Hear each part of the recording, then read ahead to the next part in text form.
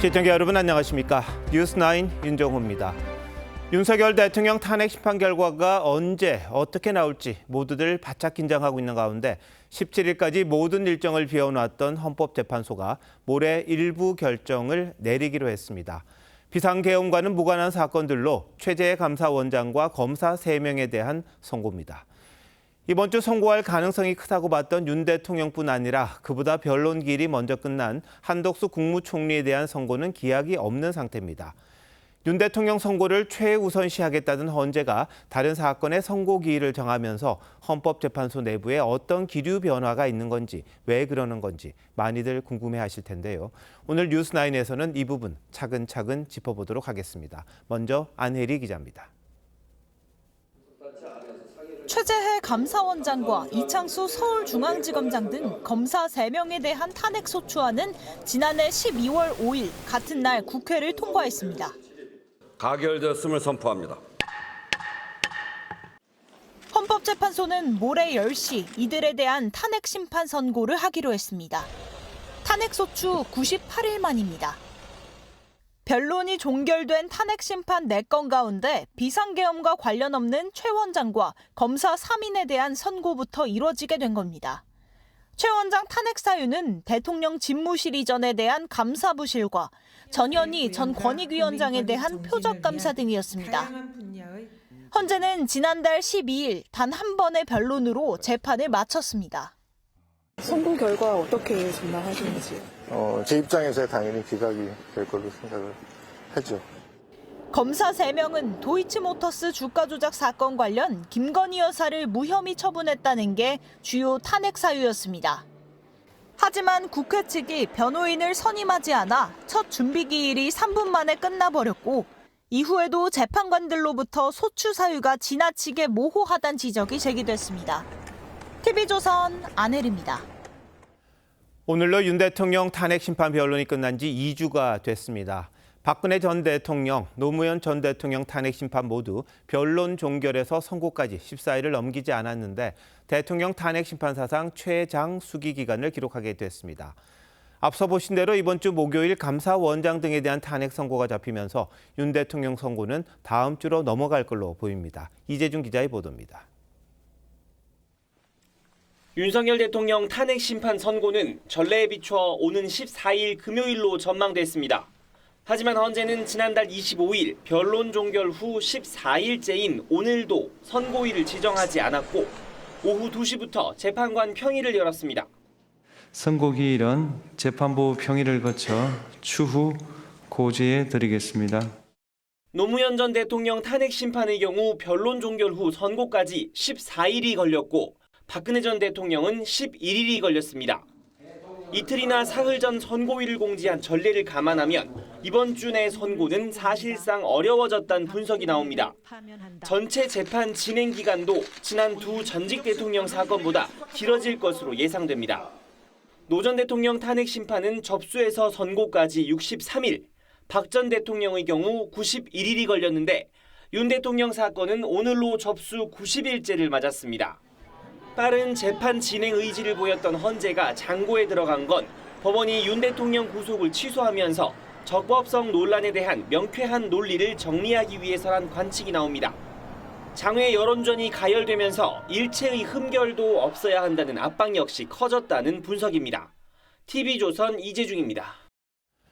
윤 대통령 탄핵 심판 선고가 늦춰질수록 헌법재판소 주변 긴장감은 높아지고 있습니다.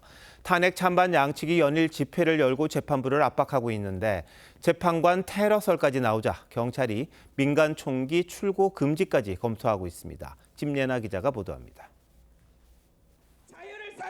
탄핵 반대 집회 참가자들이 탄핵 각하를 외칩니다. 단상에 오른 발언자는 헌재를 향해 거친 말을 쏟아냅니다. 탄핵 소추안을 당장 각하하는 일뿐입니다. 우리 국민들이 헌법재판소를 정말 가만두지 않을 것입니다. 500여 미터 떨어진 곳에서 1박 2일 농성에 들어간 민주노총은 윤 대통령을 석방한 법원과 수사기관을 싸잡아 비난했습니다. 검찰총장, 공수처장, 윤석열을 석방한 판사만이 문제이겠습니까? 저들의 공고한 권력 유지 카르텔을 무너뜨려야 합니다. 1인 시위와 유튜버 등이 몰리는 헌재 앞은 아슬아슬합니다. 질서 유지를 당부하는 경찰에겐 야유와 욕설이 쏟아지고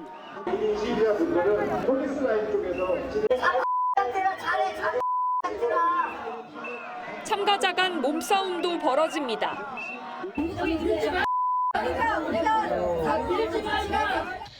이런 가운데 헌법재판관 테러 모의 첩보까지 입수되자 경찰이 경계 수위를 한층 높이고 있습니다.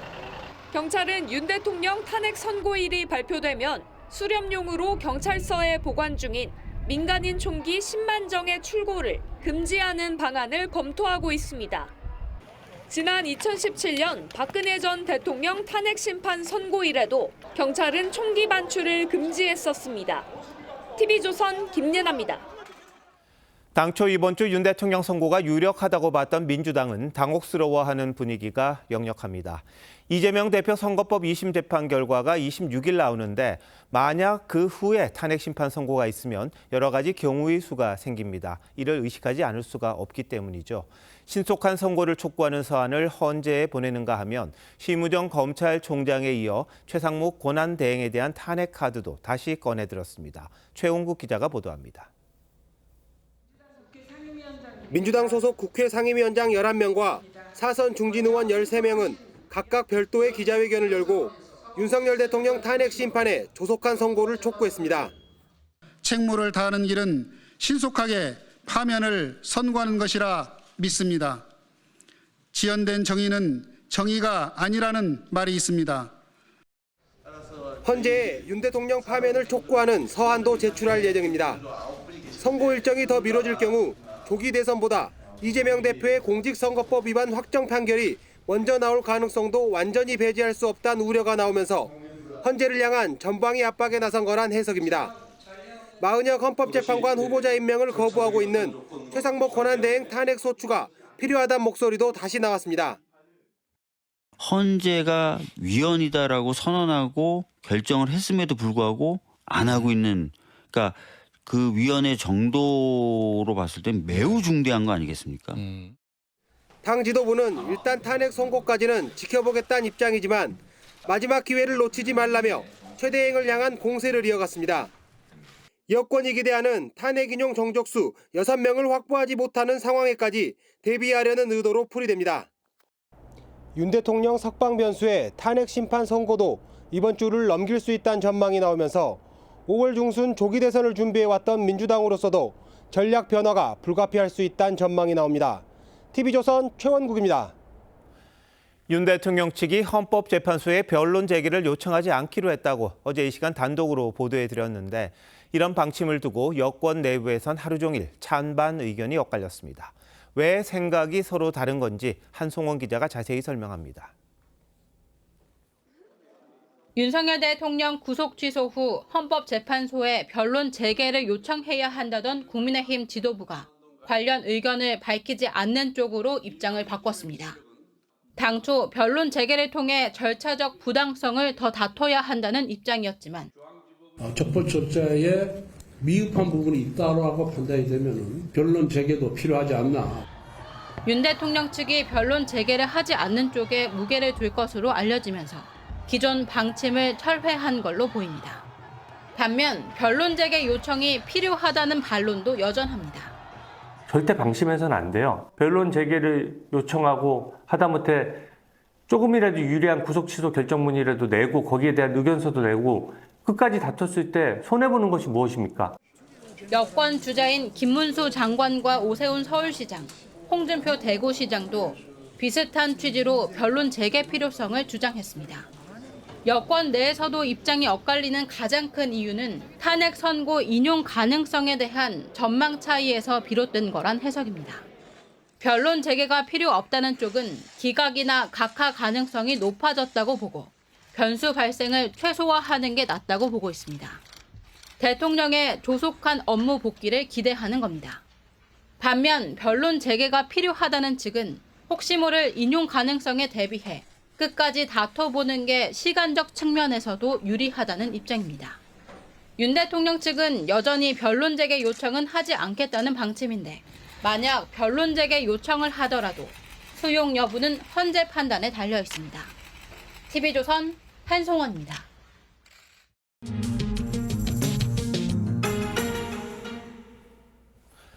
헌법재판소가 모레 감사원장과 검사 3명의 탄핵 심판을 선고하기로 하면서 윤 대통령 14일 선고 전망은 빗나갈 가능성이 커졌습니다.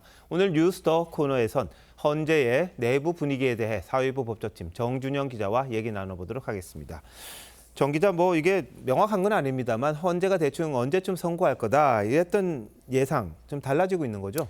네, 그 예상과 선고 순서가 달라졌습니다. 최재 감사원장과 이창수 중앙지검장 등 검사 3인의 탄핵 심판은 대통령보다 9일 먼저 접수가 됐지만 헌법재판소는 사안의 중대성을 고려해 대통령 탄핵 심판을 먼저 하겠다고 해왔습니다. 탄핵 심판 사건 중 대통령 탄핵 심판 사건을 최우선으로 처리한다는 방침은 그대로 유지한다. 최우선이라는 윤 대통령 탄핵 심판 선고를 감사원장과 검사 사건 뒤로 미룬 건데 그동안 속도전을 벌이던 헌재 내부 분위기에 변화가 생긴 건 분명해 보입니다. 헌재가 왜 순서를 바꿨는지 혹시 설명은 했습니까? 헌재는 딱히 이유를 밝히지는 않았습니다. 이 때문에 간접적으로 헌재의 의중을 짐작해야 하는 상황입니다. 법조계에선 윤 대통령 탄핵 심판 결정을 빨리 내리기가 힘들 만큼 재판관들의 의견이 갈리는 거 아니냐 이런 관측도 나옵니다. 네, 변론은 이미 끝났잖아요. 근데 변수라고 한다면 윤 대통령이 석방된 거 그거 하나일 텐데 이게 또 논란이 됩니까? 사실 구속 취소는 윤 대통령의 내란 혐의 형사소송의 절차 관련 이슈라 표면적으로 보면 탄핵 재판과 별 관계가 없습니다. 하지만 헌법재판관들도 수사 적법성 문제와 이 여론을 의식하지 않을 수 없을 겁니다. 게다가 곽종근 전 특전사령관, 홍장훈 전 국정원 1차장 증언의 신빙성에 대해 윤 대통령 측이 의문을 제기하는 상황도 마찬가지입니다. 특히 그동안 탄핵을 기정사실화하고 조기 대선에 초점을 맞췄던 야당 의원들이 삭발식을 하는 등 절박감을 드러내는 것도 헌재의 기류 변화를 간접적으로 보여준다는 평가가 나옵니다. 네, 근데 감사원장과 검사 3인에 대한 탄핵 결정 왜 이렇게 늦어진 겁니까? 헌재가 대통령 탄핵 심판을 최우선 처리하려다가 늦어진 건데 이럴 거면 애당초 빠르게 처리해서 기관 공백을 최소화했어야 한다는 비판도 제기됩니다. 감사원장의 경우엔 69일 만에 처음이자 마지막 변론 기일이 진행됐고 선고는 98일 만에 나오는 겁니다. 국회 측도 절차 지연에 책임이 있습니다. 검사 탄핵 심판은 국회 측의 불출석으로 첫 준비 기일이 3분 만에 끝나버렸습니다. 검사들에 대한 신문도 2차 변론 기일을 잡아서 진행을 했는데 한 번의 변론으로 끝낼 수 있었다는 지적도 있습니다. 절차가 지연되는 피해를 피청구인이 입는 것은 적절치는 않다고 판단됩니다. 네, 그런데 모레 선고도 이제 4대4로 갈렸던 지난번 이진숙 방송통신위원장 때처럼 재판관 성향에 따라 좀 달라집니까? 어떻습니까? 이게 굉장히 관심이 많더라고요. 관심이 많지만 섣불리 예단하기는 어려울 것 같습니다. 두 사건 모두 쟁점이 복잡하지 않아서 국회 측의 탄핵 사유 소명이 부족했다 이런 법조계 평가도 있고 재판관들의 투표 성향이 어느 쪽으로 움직였는지를 보고 윤 대통령의 재판을 가늠할 수 있다 이런 전망도 있습니다. 이렇기 때문에 방통위원장 탄핵 기각대의 4대4가 어떻게 변할지 관심이 쏠리고 있습니다. 네, 내일 모레죠. 한번 지켜봐야겠군요. 정 기자 잘 들었습니다.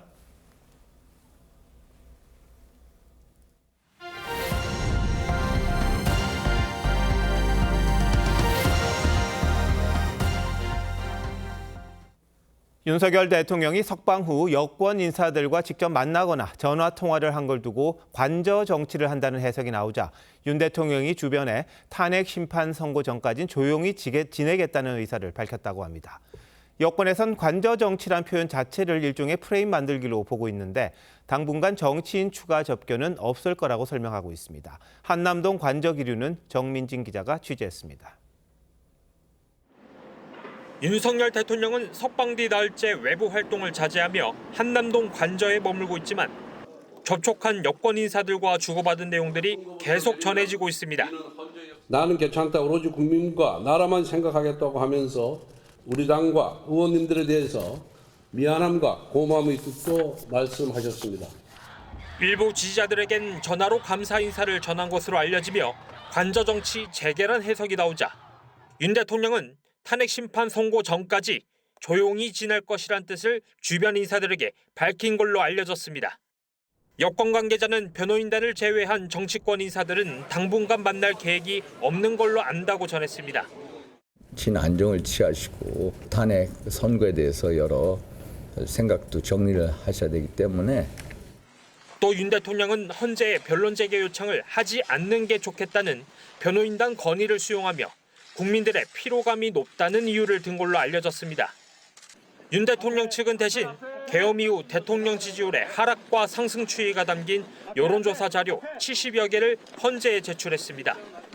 한 매체가 윤 대통령이 관저에서 두 사람과 함께 있는 모습을 촬영해 보도하며 방문객들과 산책한다고 설명했는데 대통령실은 변호인과 경호관이었다고 반박했습니다. TV조선 정민진입니다. 윤석열 대통령 석방과 한덕수 총리 복귀 가능성에 최상목 대통령 권한대행은 상대적으로 운신의 폭이 좁아졌습니다. 지난주에 이어 오늘 열린 국무회의에서도 마은혁 헌법재판관 후보자 임명이나 명태균 특검법에 대해 결론을 내지 않았습니다. 왜 그런 건지, 앞으로 어떻게 상황이 전개될런지 김충영 기자가 알아봤습니다. 헌법재판소가 최상목 권한대행의 마은혁 재판관 후보자 미임명에 대해 위헌 결정을 내린 뒤 두 번째로 열린 국무회의에서도 최 대행은 별다른 언급 없이 결정을 미뤘습니다. 대신 야당이 마 후보자를 임명하지 않았다는 이유로 국정협의체에서 자신을 제외한 데 대해선 강한 유감을 표명했습니다. 정부를 배제하고 국정협의회를 가동하는 것에 대해 매우 안타깝고 유감스럽게 생각합니다. 윤석열 대통령 석방 이후 여권 내 무게중심에 변수가 생긴 데다 한덕수 총리의 복귀가 임박했다는 관측이 제기되면서 운신의 폭이 좁아진 최 대행이 무리수를 둘 필요가 없는 게 아니냐는 관측도 나옵니다. 지난달 국회 본회의를 통과한 명태균 특검법도 상정하지 않았는데 이번 주말 처리 시한을 앞두고 임시 국무회의를 열어 거부권을 행사할 가능성이 있습니다. 한 정부 관계자는 최 대행이 오늘 국무회의 전 이완규 법제처장과 만났다며 관련 논의가 이루어졌을 것이라고 전했습니다. 헌재의 윤 대통령 탄핵 심판 선고를 앞두고 물리적 충돌 우려가 커지는 가운데 최 대행은 불법 폭력 집회나 공권력에 도전하는 행위에 대해선 어떠한 관용도 없이 법과 원칙에 따라 엄단할 것이라고 강조했습니다. TV조선 김충영입니다. 민주당은 윤 대통령 파면 여론을 끌어올리기 위해 할 수 있는 방법을 총동원하고 있습니다. 지금 이 시간에도 집회와 농성을 이어가고 있다는데 현장에 나가 있는 취재기자 연결해 보겠습니다. 전정원 기자, 지금 밤 9시가 넘었는데 민주당 의원들 지금 어디서 뭘 하고 있는 겁니까? 네, 민주당은 경복궁역 인근의 장외투쟁에 거점을 삼겠다며 당 천막을 세웠습니다. 지금은 천막 주변에서 윤석열 대통령 파면을 촉구하는 민주당 의원들의 릴레이 발언이 이어지고 있는데요. 당 차원에서 천막 농성에 나선 건 국정원의 대선 개입 의혹을 주장했던 2013년 이후 12년 만입니다. 우리가 힘을 모아야 합니다. 더 강하게, 더 강렬하게, 더 힘세게 우리가 모여야 합니다. 앞서 시민단체와 함께 장외 집회에도 참여한 민주당은 내란을 끝낼 최후에 보르는 헌법재판소뿐이라고 목소리를 높였습니다. 윤 대통령 탄핵 선고까지 매일 장외 집회와 천막 의원총회를 이어간다는 계획입니다. 제1야당이 거리로 나서는 게 맞느냐는 지적엔 내란이 지속되는 것보다 거리 정치가 낫다며 신속한 탄핵만이 대한민국을 지키는 유일한 방법이라고 주장했습니다. 네, 일부 의원들은 오늘 삭발시까지 했던데요. 네, 전진숙, 박홍배, 김문수 의원 등 민주당 초선 의원 3명은 오늘 국회 앞에서 대통령 조기 파면을 요구하는 삭발식을 진행했습니다. 제 아무리 극우 세력이 준동이 극에 달해도 윤석열의 죄가 사라지지 않습니다. 내란 속의 윤석열은 반드시 파면될 것입니다. 전진숙 의원은 머리카락으로 집신을 만들어 헌법재판관에게 보내겠다며 절절하게 파면을 요구한다고 말했습니다. 야 4당이 참여하는 윤석열 탄핵연대 의원들은 광화문 광장에 별도 천막을 치고 단식 농성을 시작했습니다. 윤 대통령 파면이 결정될 때까지 의원 5명이 단식을 이어가고 소속 의원 40여 명이 번갈아 참여한다는 방침입니다. 내일은 윤 대통령 파면을 위한 비상행동 출정식이 예정돼 있는데 출정식 이후 민주당 의원들은 국회에서 광화문까지 도보로 행진할 계획입니다. TV조선 전정원입니다. 거리로 나선 민주당을 향해 국민의힘은 내전을 조장하고 있다고 비판했습니다. 그러면서 헌재를 압박하는 식의 맞대응은 자제하겠다며 차별화에 나섰습니다. 다만 개인적으로 헌법재판소 앞에서 밤샘 시위에 나선 의원들도 적지 않은데 여당 움직임 장윤정 기자가 취재했습니다. 국민의힘 권성동 원내대표는 장외투쟁이나 단식을 통한 헌재 압박은 대한민국을 내전 상태로 몰아넣겠다는 거라며 민주당처럼 하지 않겠다고 했습니다. 각종 회의를 통해서 우리 입장을 밝히고 민주당처럼 저렇게 장외투쟁을 하거나 장외 단식을 통해서 헌재를 압박하는 그런 행동은 하지 않기로 했습니다. 민주당의 검찰총장 탄핵 움직임엔 법원에 뺨 맞고 검찰에 화풀이한다며 국정마비 책임론을 부각시켰습니다. 29차례나 무분별한 탄핵으로 국론을 분열시키고 국정을 마비시킨 행태에 대해서 사과부터 하는 것이 순리입니다. 민주당을 민생경제를 제쳐두고 정치투쟁에 몰두하는 세력으로 규정하며 차별화 전략에 나서겠다는 의도로 풀이됩니다. 다만 지도부와 달리 윤상현, 장동혁 의원 등은 오늘부터 헌재 앞에서 릴레이 밤샘 시위를 벌이기로 했습니다. 동참을 약속한 의원만 40명 가까운 걸로 파악됐습니다. 저와 강성규 의원부터 시작을 해서 대한민국 체제를 꼭 지키겠다는 결연한 의지와 충정을 담아서 24시간 연속 릴레이 시를 시작을 합니다. 앞서 당의 대응 방향을 논의한 의원총회에서도 민주당의 천막농성에 맞서 장외 집회나 릴레이 시위를 하자거나 탄핵 각하를 위한 국회의원 총사퇴 결의를 하자는 강경 주장까지 나왔습니다. 당 지도부는 개별적 장외투쟁은 막을 권한이 없다는 입장입니다. 조기 대선 가능성까지 염두에 둔 전략적 선택으로 보이지만 전통적 지지층으로부턴 미온적으로 대처한다는 비판을 받을 수 있다는 게 당 지도부의 고민입니다. TV조선 장윤정입니다. 이재명 민주당 대표의 위증교사 사건 항소심 첫 재판이 열렸습니다. 검찰은 무죄를 선고한 1심 재판부가 오판을 했다고 주장했고 이 대표 측은 검찰이 억지 왜곡을 한다고 맞섰습니다. 바로 옆방에선 대장동 재판도 열렸습니다. 한지은 기자의 보도입니다. 굳은 표정으로 차에서 내린 이재명 대표. 취재진의 질문엔 답을 하지 않은 채 지지자들을 향해 손을 들어 인사합니다. 오늘 위증교사 항소심 준비 기일인데 혹시 입장 있으신가요? 이 대표가 311호 법정에서 열린 대장동 1심 재판에 출석한 가운데 바로 옆 312호에서는 위증교사 항소심이 시작됐습니다. 첫 공판 준비 기일부터 검찰과 이 대표 측의 날선 공방이 이어졌습니다. 검찰은 1심 재판부가 무리하게 사실관계를 잘라내고 짜깁기를 했다며 많은 유죄 증거들을 판단해서 누락하고 허위를 참으로 판단해 무죄를 선고했다고 주장했습니다. 그러자 이 대표 측은 검찰이 김진성 씨를 압박하고 회유해 증언을 왜곡했다고 맞섰습니다. 김 씨가 당시 백현동 개발 사업 관련 검찰 수사선상에 올랐던 상태임을 거론하며 김 씨를 거미줄에 걸린 나방 신세에 비유하기도 했습니다. 양측 모두 김 씨의 증언이 왜곡 또는 짜깁기 됐다고 주장하는 가운데 재판부는 김 씨의 증언 녹음을 직접 들어보겠다고 했습니다.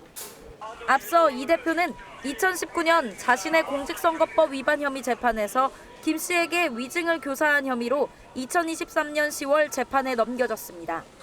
지난해 11월 1심 재판부는 김 씨 위증은 유죄, 이 대표 위증 교사는 무죄로 선고했고 검찰은 즉각 항소했습니다. TV조선 한지은입니다. 정부가 의대 증원 정책을 사실상 철회했는데도 의대생들은 여전히 복귀하지 않고 있습니다. 이런 상황에서 연세대 의대가 학교에 돌아오지 않는 학생들을 제적 조치하겠다고 최후 통첩을 했습니다. 다른 의대들도 학생들을 향해 압박 수위를 높이고 있습니다. 황민지 기자입니다. 최근 최재형 연세대 의대 학장이 교수들에게 보낸 편지입니다. 24일 이후 의대생들이 등록 후 휴학할 경우엔 유급, 아예 등록을 안 하면 제적 처리할 방침이라고 못 박았습니다. 학교는 조만간 의대생들을 상대로 재적 예정 통보서를 보낼 예정입니다. 등록하지 않고 또 휴학을 하겠다는 애들의 경우에는 이렇게 될 수 있다. 조금이라도 들어오게 하려고 하는 방책이 아닐까 싶어요. 부산대의대도 27일까지 등록을 안 하는 학생은 재적이 불가피하다는 입장입니다. 강경했던 의료계 내부 분위기도 달라져 정상화를 호소하는 목소리가 공개적으로 나오기 시작했습니다. 어떤 방해하는 보이지 않는 어떤 무엇이 있다. 자유의지를 꺾는 또 다른 강요는 하지 말아달라는 거죠. 정부도 의대생 복귀 현황을 실시간으로 파악하는 등 단호한 메시지를 보내고 있습니다. 이제는 반드시 학교로 돌아와야 합니다. 지난해와 같은 학사 유연화 등의 조치는 더 이상 없습니다. 교육부는 선배들이 수업 거부 등을 강요한 정황이 드러난 의대 2곳을 경찰에 수사 의뢰했습니다. TV조선 황민지입니다. 경찰이 자택에서 숨진 채 발견된 가수 휘성 씨의 사망 경위를 조사하고 있습니다. 범죄 정황은 없는 걸로 보고 있는데 정확한 원인 파악을 위해 국과수에 부검을 의뢰하기로 했습니다. 이나라 기자입니다. 서울 광진구 자양동의 한 아파트. 어제 오후 6시 반쯤 이곳에서 가수 휘성 씨가 숨진 채 발견됐습니다. 연락이 닿지 않아 찾아간 어머니가 심정지 상태로 집안에 쓰러져 있는 휘성 씨를 발견하고 심폐소생술을 한 걸로 알려집니다. 신고를 받은 경찰이 현장에 도착했을 땐 이미 휘성 씨가 숨을 거둔 지 1시간 이상 지난 상태였던 것으로 전해졌습니다. 119를 그냥 세비하고 경찰차 2대 이렇게 좀 왔다가 그것만 경찰은 자택에서 발견한 물품을 조사하고 있습니다. 유서는 발견되지 않은 것으로 확인됐습니다. 외부 침입 흔적 등 범죄 혐의점은 없는 것으로 조사됐습니다. 경찰은 정확한 사망 원인을 파악하기 위해 국립과학수사연구원에 부검을 의뢰할 예정입니다. 휘성 씨의 소속사는 입장문을 내고 갑작스러운 비보에 모두 비통한 심정으로 고인을 애도하고 있다며 유가족의 마음이 추스러지는 대로 장례를 진행할 예정이라고 밝혔습니다. 휘성 씨는 2002년 데뷔해 안 되나요, 위드미 등 인기 노래를 남긴 유명 가수입니다. 한동안 활동을 중단했던 고인은 SNS를 통해 오는 토요일 대구 엑스코 콘서트를 직접 홍보하는 등 활동 재개를 예정하고 있었습니다. TV조선 이나라입니다. 청주시청 공무원이 시장 직인을 무단으로 찍으면서 5억 원을 횡령했다 적발됐습니다. 빼돌린 돈엔 수해복구 기부금도 있었는데 이 공무원은 가상자산에 투자하거나 빚을 갚는 데 돈을 썼습니다. 김다루 기자입니다. 폭우로 미호강이 범람하고 제방까지 터지며 14명의 희생자가 발생한 청주 궁평 2 지하차도 침수 사고. 청주시는 참사 3개월 뒤 14개 기초자치단체로부터 재해복구기금 1,000만 원을 기부받았습니다. 그런데 시청 사업 담당 6급 공무원은 이 돈을 자신의 계좌로 빼돌렸습니다. 시장 직인을 무단으로 찍은 공문으로 시청명의 계좌를 만들어 기부금을 받아 가로챈 겁니다. 이 공무원은 민원실 등에서 행정 보조 업무를 한 대학생들의 고용과 산재보험료 약 1억 3,700만 원도 빼돌렸습니다. 학생들의 근로사실은 근로복지공단에 신고하지 않았습니다. 나중에 국세청 자료가 저희 쪽에 넘어왔을 때 확인이 가능한 거기 때문에. 감사원 감사 결과 이 공무원은 관리가 허술한 시장 직인이나 인감을 무단으로 사용하거나 공유된 PC 비밀번호를 이용해 대리 결제하는 수법으로 지난해 5월까지 6년간 45차례에 걸쳐 약 5억 원을 횡령했습니다. 빼돌린 돈은 대부분 가상화폐에 투자하거나 빚을 갚는 데 썼습니다. 감사원은 횡령한 공무원은 파면하고 직인 등의 관리가 소홀했던 공무원들에게는 징계나 주의를 내리라고 청주시에 권고했습니다.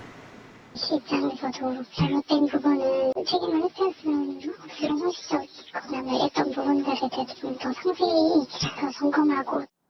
횡령 공무원은 지난해 12월 징역 5년형을 선고받고 현재 항소심 재판을 받고 있습니다. TV조선 김다로입니다. 날씨는 풀렸지만 미세먼지가 말썽입니다. 서울 등 수도권에 올봄 들어 처음으로 미세먼지 비상 저감 조치가 발령됐습니다. 내일 오후엔 중국발 황사까지 유입되면서 당분간 대기질이 좋지 않다고 합니다. 박재훈 기자입니다. 영종도로 향하는 차들이 순식간에 안개 속으로 자취를 감춥니다. 바다 건너편 섬도 안개에 가려 윤곽만 흐릿하게 보입니다. 영종대교 뒤편으로 온통 휘뿌연데요. 인천의 초미세먼지 농도는 한때 매우 나쁨 기준의 1.5배가 넘는 113 마이크로그램 퍼 세제곱미터를 기록했습니다. 날이 풀리면 어김없이 찾아오는 미세먼지 불청객에 시민들은 숨이 막힙니다. 환기를 많이 시켜야 되는데 환기를 시키는 게 더 낫다고는 해도 저는 문은 안 엽니다. 무서워서. 그래서 공기가 나쁘죠. 지방 공기가. 불청객은 또 있습니다. 중국 내몽골 고원과 바레만 북쪽에서 황사가 들어와 모레까지 머물 예정입니다. 특히 수도권이 직격탄을 맞아 미세먼지 주의보 기준을 넘기는 곳이 잇따르겠습니다. 바레만에서 추가 발원한 황사가 유입되어서 인천, 세종, 충북, 충남에서 매우 나쁨 수준이고 그 밖의 번역은 나쁨 수준일 것으로 예상됩니다. 겨울 맹추위는 물러나 내일 강릉과 대구, 울산이 17도까지 오르는 등 기온은 평년보다 2에서 3도 높을 전망입니다. 하지만 일요일 낮부터는 기온이 큰 폭으로 떨어져 다음 주 초 서울의 아침 기온이 영하를 기록하는 등 반짝 추위가 찾아오겠습니다. TV조선 박재훈입니다. 경남 창원의 소쿠리 섬은 경관이 아름다워서 캠핑 명소로 꼽힙니다. 그러다 보니 미리 좋은 자리를 잡으려고 텐트 알박기를 하는 얌체족도 많아졌습니다. 하지만 관리당국은 강제 철거도 못하고 골머리만 앓고 있습니다. 왜 그런지 이성진 기자가 취재했습니다. 모양이 소쿠리를 닮아 소쿠리 섬으로 알려진 소고도. 무인도지만 배를 타면 10분이면 갈 수 있고 수려한 경관에 꽃사슴들까지 볼 수 있어 가족 단위 나들이 객들이 많이 찾습니다. 그 빨간 당근을 보면 또 내려와. 바다는 깊지 않은 데다 맑고 깨끗해 캠핑족과 낚시객들에게도 인기입니다. 그런데 사슴이 풀을 뜯는 해안가 풀밭에 텐트들이 즐비합니다. 차양막을 씌우고 모래 주머니로 눌러놓거나 부서지고 찢어진 것까지 텐트는 40여 개에 이릅니다. 이 텐트의 주인은 여기 보이는 그물과 바람막이로 울타리를 쳐 외부인 접근을 차단했습니다. 대부분 안에 사람은 없고 쓰레기만 나뒹굴기도 합니다. 좋은 자리를 선점하기 위해 일명 알박기를 해놓은 겁니다. 우리나라가 뭐 거의 선진국이랑 다름없는데 좀 부끄러운 일이죠. 저 외국인들 보면 정말 참. 소쿠리섬은 국방부 소유로 무단 점유는 불법입니다. 걷었다가 폈다 하는 게 좀 귀찮아서 그렇죠. 섬 곳곳에 국유 재산임을 알리는 표지판과 경고문이 설치돼 있지만 소용이 없습니다. 국방부는 텐트 소유주를 알 수 없어 고발이나 강제 철거를 못하고 있다며 섬 소유권을 창원시로 넘기고 다른 토지를 받는 방안을 검토하고 있다고 밝혔습니다. TV조선 이성진입니다. 사망보험금은 가입자가 사망한 뒤 유족들이 받는 보험금입니다. 고령화로 노후 자금이 중요해지면서 앞으로는 이 보험금을 가입자가 생전에 연금처럼 받아 쓸 수 있게 됩니다. 송무빈 기자입니다. 종신보험에 매달 20만 원씩 20년을 부은 50대 A씨. 자신이 먼저 가면 가족들이 사망보험금을 받아 생계비 등으로 쓰겠지만 당장의 노후가 걱정입니다. 지금이라도 해약하고 싶지만 원금 손실이 만만치 않습니다. 자녀들 교육비라든가 뭐 물가라든가 이런 게 많이 올라가고 100세 시대까지 산다고 하는데 노후자금 뭐 이런 부분들이 사실 좀 걱정되는 게 사실이거든요. 이렇게 노후 자금이 부족한 금융 소비자들이 자신이 든 종신보험의 사망보험금을 생전에 쓸 수 있도록 정부가 유동화를 추진합니다. 노후 지원 5종 세트 등 국민과 함께하고 국민의 삶 전체를 아우르는 보험 상품들로 전격 개편합니다.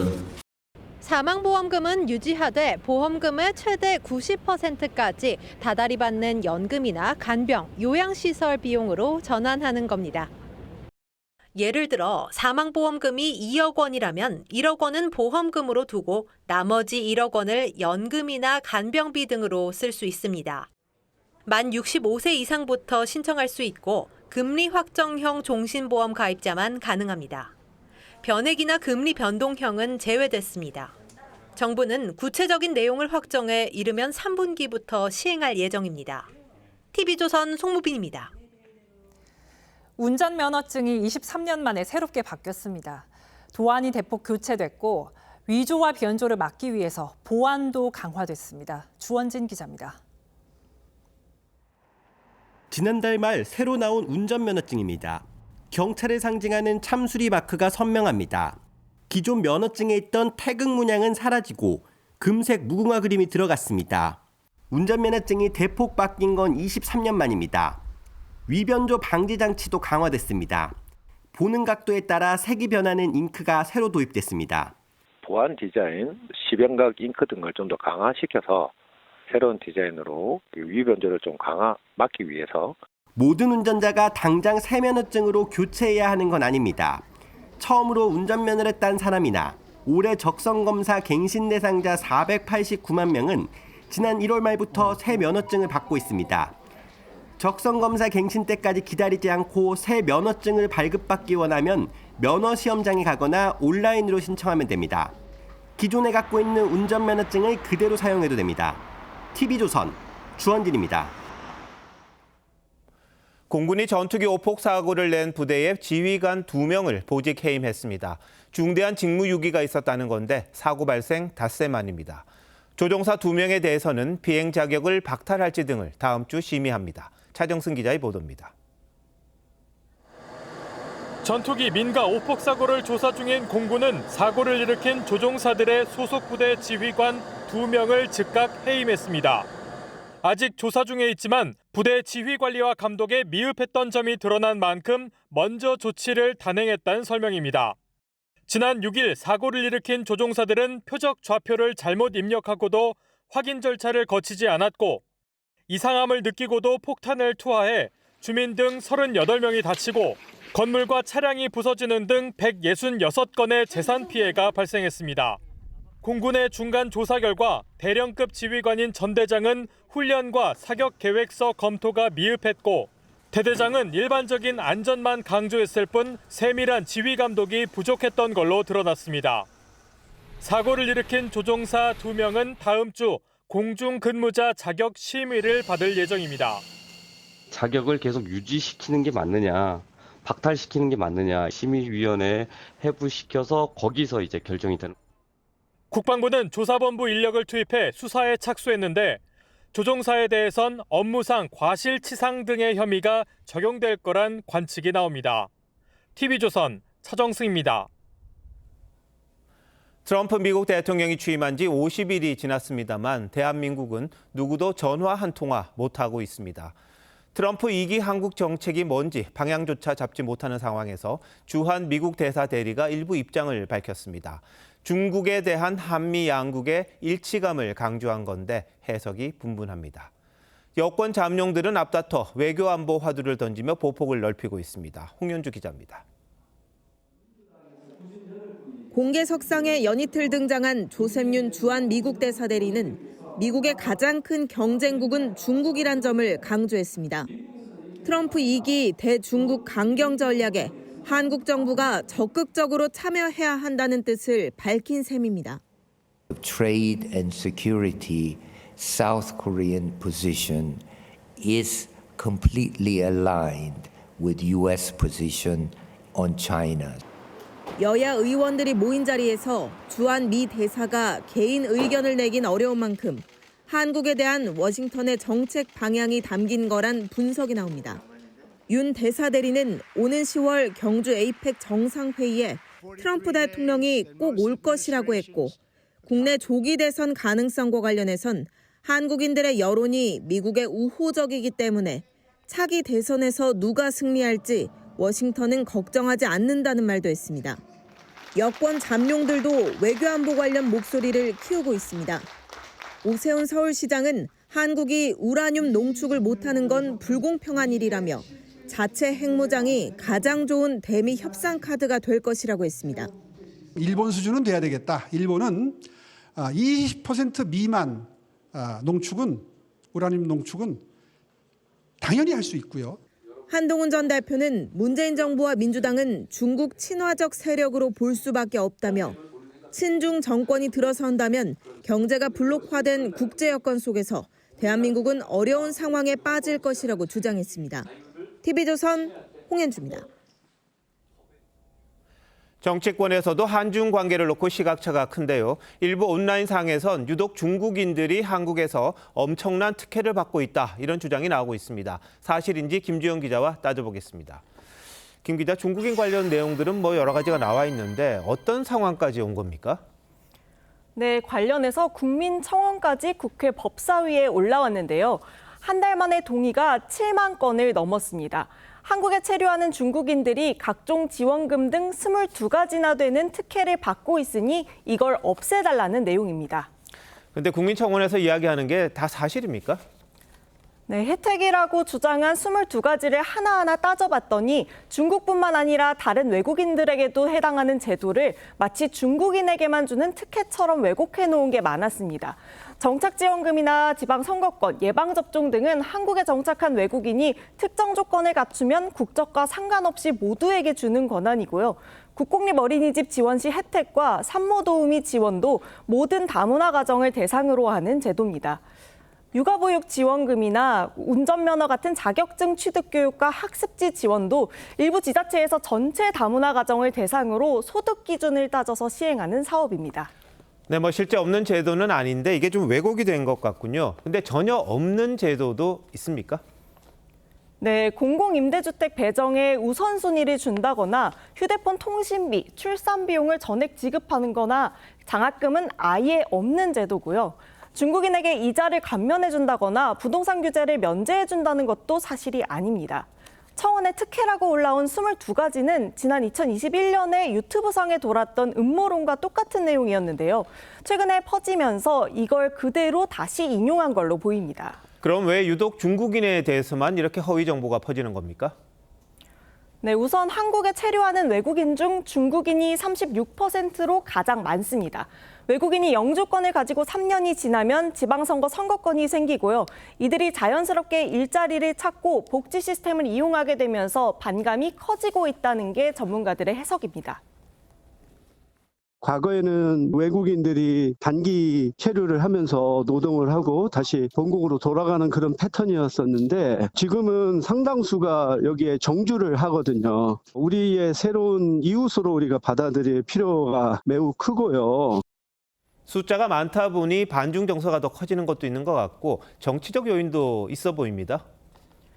네, 미국 여론조사 기관 퓨 리서치 센터의 설문조사에 따르면 중국을 향한 우리 국민의 반감은 사드 배치를 놓고 한한 경쟁이 행해졌던 2017년부터 급격히 올라가서 지난해까지 높은 수준을 기록하고 있습니다. 또 전문가들은 최근 탄핵 정국 들어서 특히 정치적 요소가 반중 정서에 영향을 미치고 있다고 했는데요.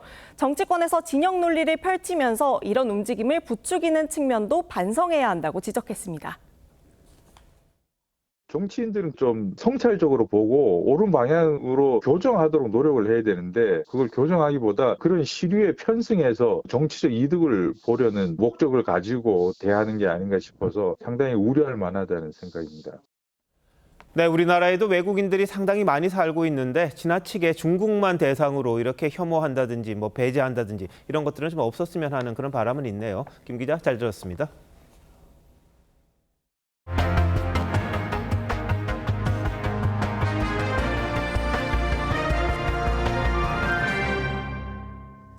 국세청이 홈플러스의 최대 주주인 사모펀드 MBK 파트너스에 대해 세무조사를 벌이고 있습니다. MBK는 홈플러스가 위기에 빠지자 자구 노력 없이 갑자기 기업회생을 신청해 먹튀 논란이 일고 있습니다. 송병철 기자입니다.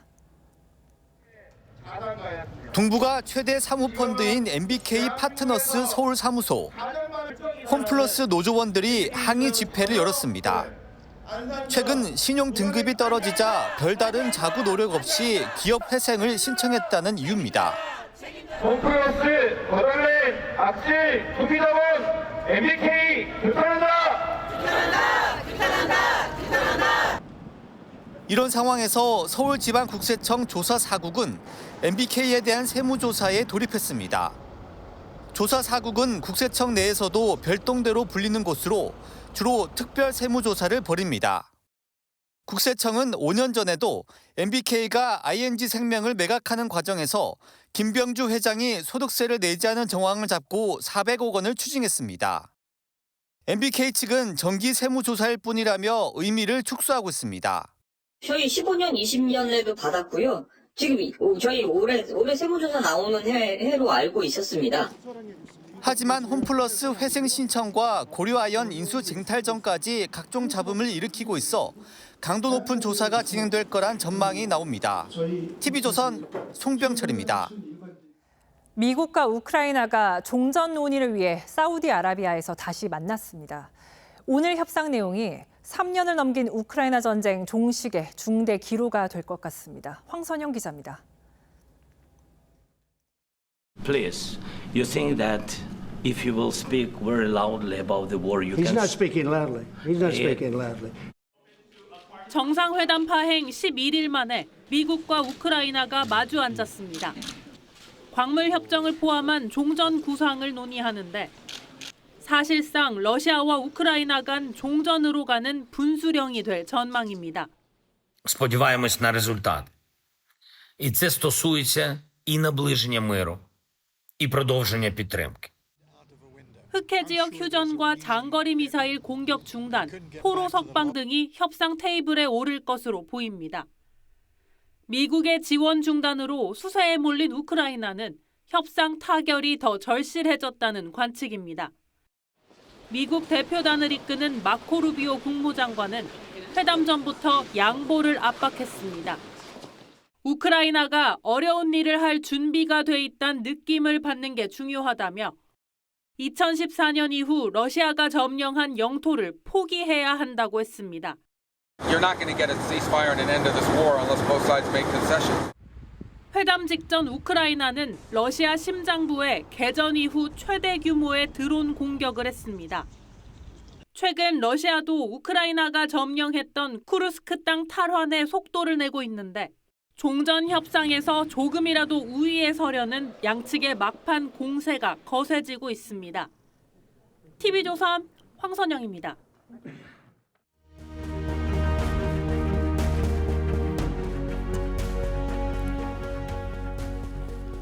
지금까지 민주당이 윤석열 정부 출범 이후 발의했던 고위공직자 탄핵 리스트입니다. 29건 발의에 13건 일방 처리, 3개 신기록일 겁니다. 내용적으로도 그리 좋아 보이진 않습니다. 상당수가 이재명 대표 방탄을 위한 정략 탄핵이란 지적이 많습니다. 모레 결론이 날 서울중앙지검장과 2명의 검사 탄핵이 대표적입니다. 피고인이 수사검사를 탄핵하려는 전무후무한 일이기도 하죠. 성적표도 시원찮습니다. 13건 가운데 헌재가 4건을 결정했는데 모두 기각입니다. 근거가 박약하다는 뜻이겠죠. 사실관계가 틀린 내용을 넣었다가 빼는 해프닝도 한두 번이 아니었습니다. 한덕수 대통령 권한대행에 대해서도 내란 공무로 탄핵했지만 자신들 뜻대로 하지 않은 데 대한 보복이라는 게 정설입니다.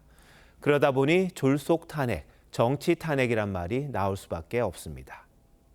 상습적인 탄핵 소추는 이제 곧 30번째를 맞을 듯합니다.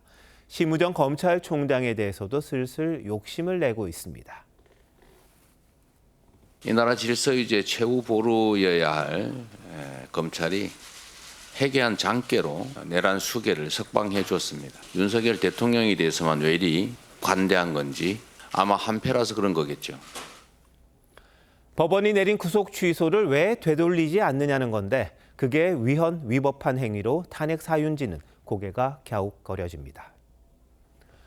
최상목 대통령 권한대행에 대한 탄핵 발의도 사실상 대기 중입니다. 윤석열 대통령에 대한 헌법재판소의 탄핵 결정에 결정적인 역할을 할 수도 있는 마은혁 후보자를 임명하지 않은 데 대해 문제 제기를 할지도 모릅니다.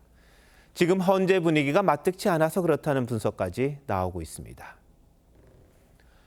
탄핵 제도는 입법부가 행정부와 사법부의 권력 남용을 견제하는 헌법적 장치입니다. 그런데 민주당은 그걸 악용해 사실상 국회 독재를 선보이고 있습니다. 견제의 도구가 권력화한 겁니다. 하버드대 스티븐 레브츠키 교수는 민주주의 헌법만으로는 민주주의를 지킬 수가 없고 상호 관용과 제도적 자제가 불가결하다 이런 말을 했습니다. 상호 관용은 정치적 경쟁자를 적으로 보지 않는 거고 제도적 자제는 법적 권리를 신중하게 행사하는 태도입니다. 이전에도 야당이 국회 과반을 차지하는 경우가 많았지만 이처럼 탄핵을 남발하진 않았습니다. 왜 이렇게까지 된 걸까요? 우리도 모르는 사이에 민주주의가 희미해지고 있습니다. 3월 11일 윤정호의 앵커 칼럼, 민주주의여 만세였습니다.